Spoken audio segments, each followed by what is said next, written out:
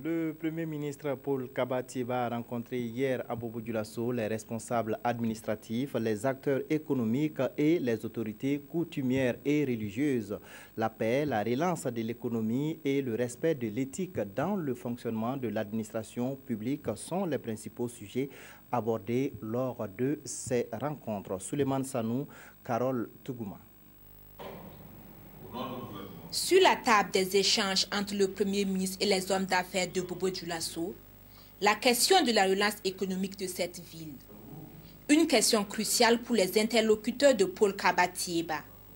Nous avons demandé à son Excellence, Monsieur le Premier ministre, de regarder le cas spécifique de la ville de Bobo-Dioulasso, qui est une ville qui a un nom de capitale économique, mais qui en réalité se meurt tout doucement. Là-dessus, Paul Kaba-Thiéba se veut rassurant. Booster l'économie est l'un des piliers de sa politique générale. Bobo-Dioulasso n'est pas une ville délaissée. C'est l'ensemble du pays qui souffre d'ambition, qui souffre de politiques appropriées. L'ambition du gouvernement, c'est de faciliter vraiment l'environnement des affaires pour que beaucoup d'entreprises se créent, aussi bien à Bobo-Dioulasso que dans les autres villes du pays, pour qu'on crée de la richesse.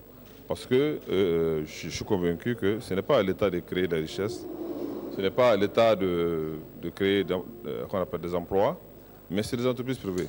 Pour que ces entreprises privées prospèrent, il faut un climat sain dans le monde des affaires.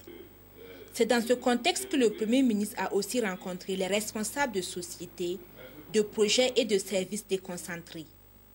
Tout en prenant acte de leurs doléances, il les a invités à faire de la tolérance zéro en matière de malgouvernance et de lutte contre la corruption, leur slogan.